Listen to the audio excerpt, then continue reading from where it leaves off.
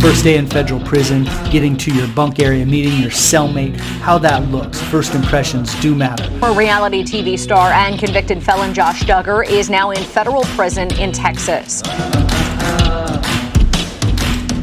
Did you see the Duggar? We're amongst another pro chomo. I am going to get his autograph. I am.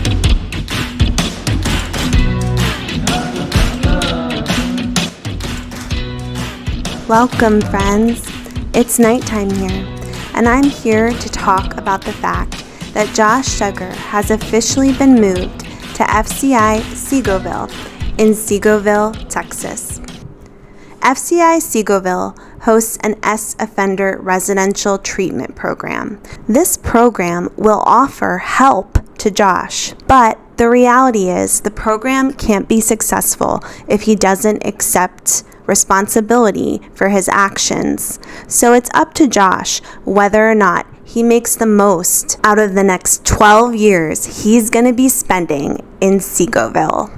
The residential S-offender treatment program offered at Seagoville is actually available in 8 institutions across the United States. Inmates ordinarily participate in the program during the remaining 36 to 48 months of their sentence, so basically the last 2 years that Duggar would be there. The duration of the program is 9 to 12 months. Most participants have a history of a single S offense, and many may be first-time offenders serving a sentence for an internet-based S crime. Programming is voluntary. Prior to placement in the program, potential participants are screened with a risk assessment tool to ensure their offense history matches with moderate intensity offender-specific treatment. For those of you who haven't watched my old videos, I want to share that I'm a long-term pediatric nurse, and for part of my career, I worked in a facility for child S offenders. Yes, it's true. There are many government-run facilities throughout the United States entirely dedicated to housing children who have been found guilty of committing an S crime. My work at this facility changed my life in many ways and informed my perception of S offenders in general. There is treatment for S offenders. No, it doesn't work for everyone, and we need to put safety first, but I believe that anyone who works with and gets to know some of these offenders, especially when they're children, will come to have a deeper understanding of all of the challenges many of these people were facing from a young age that often led them to commit their offense. Most of the children I treated all those years ago came from extremely difficult circumstances. Over 90% of those children at my facility had been offended against before ever offending towards someone else. These are important things to keep in mind when we're looking at adult offenders. I'm in no way excusing S offenders' behavior. Check out my video about Josh Duggar if you want to know more about what I have to say about working in an S offender facility and why I believe it's important that people learn as much as possible about the fact that there are many children who commit S offenses in this country. But I am reluctantly saying that scientific studies have shown that treatment can work for S offenders in certain situations. And obviously, we should at least try, especially when an offender is eventually going to be allowed to leave prison. But again, the programs are always voluntary because honestly, it will never work if you're not being honest with yourself and with those around you. The Federal Bureau provides 2 levels of treatment intensity inside of Seagoville, residential and non-residential. Josh would obviously be participating, at least at first, in the residential treatment programming. I have read about inmates being released about a year before their sentence and being allowed to stay close to the prison and participate in the non-residential program. Once Josh moves onto the residential S offender treatment program unit, he will be with other offenders like him. This unit utilizes the cognitive behavioral therapy model, which is also utilized in the residential drug abuse treatment program available in federal prisons. So the program, as I said before, will last between 12 and 18 months, and it requires the inmates to advance through several phases, which basically include over 400 hours of programming delivered 10 to 12 hours a week. In the first phase, Josh Duggar will be given all kinds of assessments.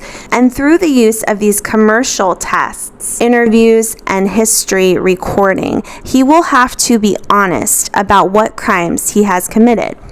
Once the treatment team believes they have gotten all of the correct information from Josh Duggar, he can move to phase 2, which is the core treatment phase, where inmates participate in various process groups. And this is really the center of the treatment program. They participate in groups and they are given behavioral therapy to help them learn about what is inappropriate behavior, why they want to participate in that inappropriate behavior, and what are other behaviors they could do instead. What are some coping skills that they can use out in the natural environment once they leave the prison that will keep them from offending again?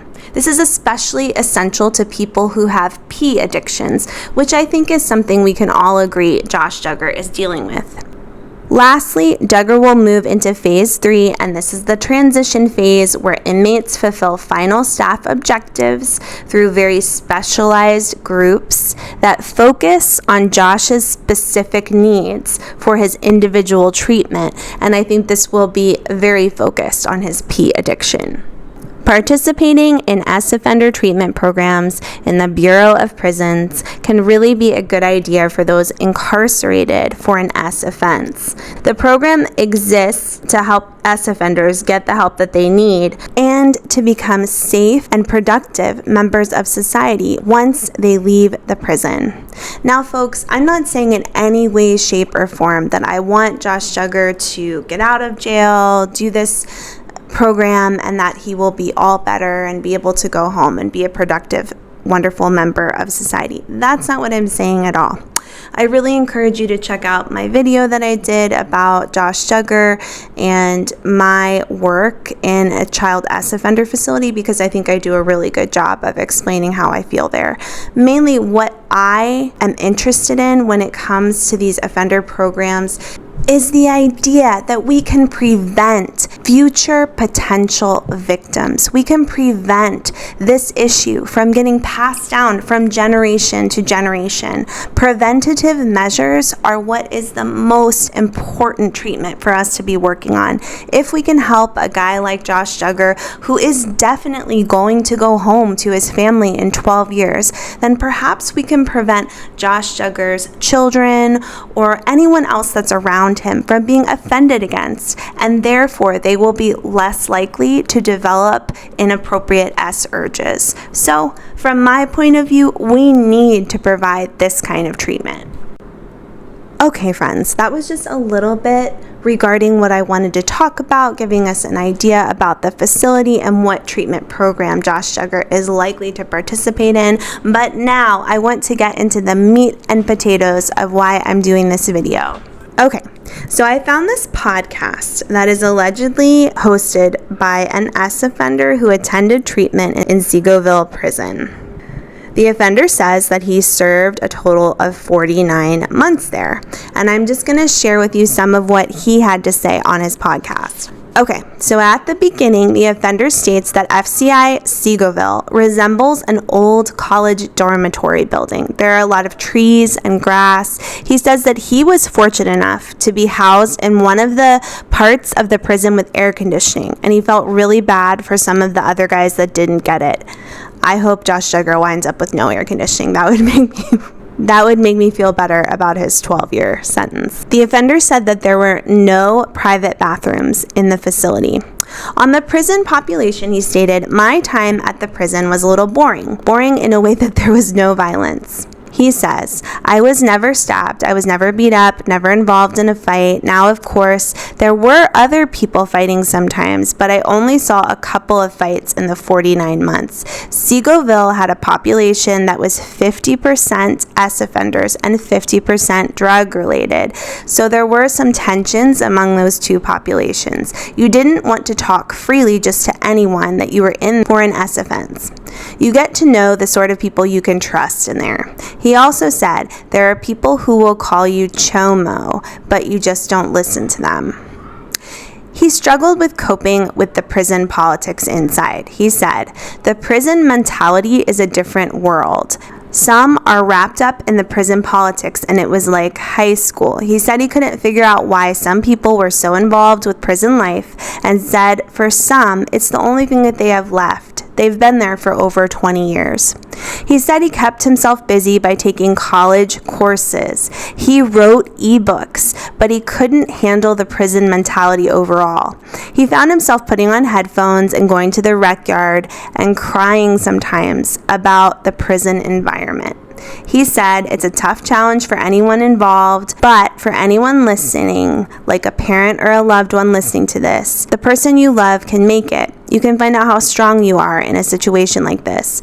What's interesting about Seagoville is that it's next to a park, and every 4th of July, which means on Monday, they shoot off fireworks, and they let us sit outside and see them. It did help a little bit, but it also made me depressed at the time to see the fireworks. He goes on to talk about when he got in trouble and was sent to the hole. You may have heard of the hole, he says. It's a prison within a prison, and they call it SEG. Once someone messes up, they go to the SEG, and this happened to me. He states that he was working in the laundry department one day, and he found a copy card in one of the pockets and said that he stole the copy card and put it into a machine and used it to make copies of workbooks that he wanted to have. Eventually, the prison found out, and he tried to explain, but they didn't care about any of that. So the lieutenant who was interviewing him decided to go ahead and put him in the hole for 62 days. He said, "This is where the punishment is like a human rights violation." He said that the hole at FCI Seagoville had no air conditioning, and they had a heat wave while he was in it. He said that he spent 30 plus days in 100-degree weather, and that it really took a toll on his mind and body. He did not stop sweating for 62 days, had rashes all over his body. He was getting extremely dizzy towards the end. He tried to drink a lot, but it was extreme. He says, "I complained to the warden, but they didn't really do anything. They came around every night with Kool-Aid, and I'm drinking a lot and still dehydrated. I was in there the longest, maybe because I didn't back down with the lieutenant, but I was proud of that because he was trying to make me say that I did something I didn't do. Eventually, I did get out of the hole, and I had lost about 25 to 30 pounds, and when I got out, my friend saw me and said, 'You look like Tom Hanks on Survivor.' I was so thin. It was a horrible experience. I hope you or your loved one don't have to go through this." Lastly, he basically concluded the podcast by saying that his stay at FCI was depressing. It was lonely, and it was scary sometimes, but overall, it wasn't as bad as he thought it was going to be. He said, "I made it." Okay, so I thought some of that was kind of like interesting information to know about the program and the prison itself. We all know that Josh Duggar is most likely to be on his best behavior, and the one thing that really frustrates me about Josh, I think that guy needs a kick in the butt, and it bothers me a lot that he has so much support and help from his family. We know that most offenders, and not even S offenders, but men that commit drug offenses and such, a lot of times they don't have half the support and help and money that Josh Duggar does. And that brings me to the next part of this video. Last night, In Touch released a recording of inmates currently at Seagoville gossiping about Josh Duggar. So basically, the recording was probably made on a cell phone or something that one of the guys was able to sneak in and then sneak out. It wouldn't surprise me if they sold it to the reporter who was able to report on it. But basically, the recording is of a group of inmates chatting together about Josh Duggar, why he's there at the prison. They all want to find him and meet him. And then they go into talking about how unfair it is that his sentence is so short when many of them are there for longer sentences on offenses like smuggling drugs. I'm going to play parts of that recording for you now. Did you see him? Yeah, he's in the critic right now. Oh, good. Did you see the Duggar? Did you see? I never knew you got to see him because You really think it's him though? I don't know what he looks like, so, but everybody's saying it's him. Everybody. No, we're amongst another Celebrity. What's the word I was going to say? These were on the, A pro chomo. That's what I was trying to say. We're amongst another pro chomo. Think we'll make up a crowd and all go down see him and place it on his head. I am going to get his autograph. I am. I know he's going to be here a long time, so. Yeah. If he's up there talking to Riddick right now. So. He's probably at least got 25 years. 15. I don't think I see that. 15. 15? And I got 25 years for it? Reverend Judge. He's got money. It ain't the money. And his dad's a politician. He's That from. might be it. Yeah. My lawyer was a piece of shit.